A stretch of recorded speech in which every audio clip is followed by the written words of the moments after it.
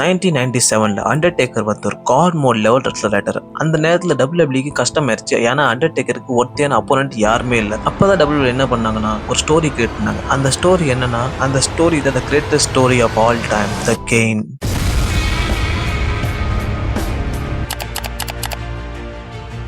April 12, 1997 அந்த நேரத்தில் WWF வந்து டூர்ல இருந்துச்சு குவைத்ல. அங்கே குவைத்ல ஒரு ஷோ நடந்துச்சு, குட் மார்னிங் குவைத்னு. அந்த ஷோல அண்டர்டேக்கரும் அவர் அப்போனன்ட் வேடரும் 2 பேரும் இன்டர்வியூ போயிருக்காங்க. அங்கே உள்ள இன்டர்வியூ கேட்டிருக்காரு, WWE ஃபேக்கான்னு கேட்டிருக்காரு. அப்ப எல்லாம் வேடர் கடுப்பாகி அந்த இன்டர்வியூரை பிடிச்சி கழுத்தை பிடிச்சிட்டான். அதனால என்ன ஆச்சுன்னா அங்கே குவைத் போலீஸ் அவரை டிடெயின் பண்ணிருச்சு. இப்போ என்னன்னா அண்டர்டேக்கருக்கு அப்போனன்ட் யாருமே இல்லை.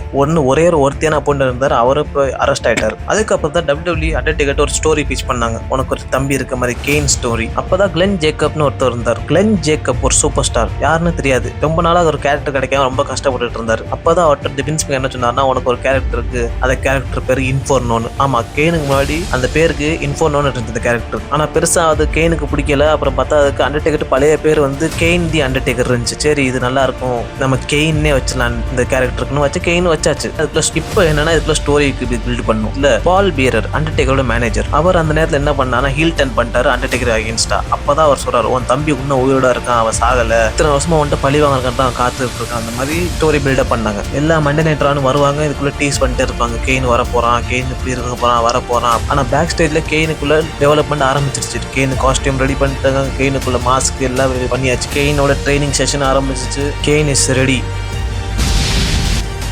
Bad Blood 1997 Undertaker vs Shawn Michaels. இந்த மேட்ச் ஏன் ஸ்பெஷல்னா, இந்த மேட்ச் தான் first ever Hell in a Cell match. இந்த மேட்சோட ஃபோக்கஸ் என்னன்னா அண்டர்டேக்கர் ஸ்ட்ராங்கா காமிக்கணும், எவ்வளவு முடிஞ்சோ ஸ்ட்ராங்கா காமிக்கணும், அதுதான் மேட்டர். இந்த மேட்ச் ஷான் மைக்கேலும் தர்மாடி வாங்கிட்டு இருப்பாரு அண்டர்டேக்கர்ட்ட. ஒரு கட்டத்தில் அண்டர்டேக்கர் ஜேகே நிலைமைக்கு வந்துட்டாரு, ஆல்மோஸ்ட் ஜெயிச்சிட்டாரு. அப்போதான் ஒரு மியூசிக் பிளே ஆகுது, அரினாவே ரெட் ஆகுது. இத்தனை நாள் காத்து இந்த கெயின் இஸ் கமிங். பால் பியரரும் கெயினும் 2 பேர் வந்தாங்க. வந்தோடனே கிரௌட்லாம் ஷாக், யாரா இவ்வளவு பெருசா இருக்கான், இவ்வளவு இது பயங்கரமா இருக்கான்னு. வந்தோடனே Hell in a Cellோட அந்த கதவு இருக்கு, அதே புடிச்சு உடைச்சு விட்டாரு. அப்புறம் யாருமே இதுவரை பார்த்ததுல அண்டர்டேக்கர் பயந்தது. அண்டர்டேக்கர் முகத்துல பயம். அண்டர்டேக்கர் எப்போ இமோஷனை காமிக்க மாட்டாங்க இதுவரை. ஆனா ஃபர்ஸ்ட் வாட் அண்டர்டேக்கர் இமோஷனல காமிச்சாரு, ஒரு பயத்தை காமிச்சாரு. அங்கே உள்ள மக்கள் எல்லாம் வியந்து போலாம், யாரா இவ்வளவு பெருசா இருக்கு, அண்டர்டேக்கரோட பெருசா இருக்கான். அப்புறம் அண்டர்டேக்கர் வியந்து போயிருக்காரு. அப்புறம் அண்டர்டேக்கர் திரும்பிட்டு பாக்குறக்குள்ளேயும் டூம் ஸ்டோம் பவர் டிரைவர். இதுவரை யாருமே அண்டர்டேக்கர் இந்த மாதிரி பார்த்தது இல்ல. அண்டர்டேக்கர் கீழே விழுந்து கிடக்குறாரு. கெயின் ரிங்க லீவ் பண்றாரு. ஷான் மைக்கேல் அண்டர்டேக்கர் பின் பண்ணி ஜெயிச்சிராரு. Kane the greatest debut.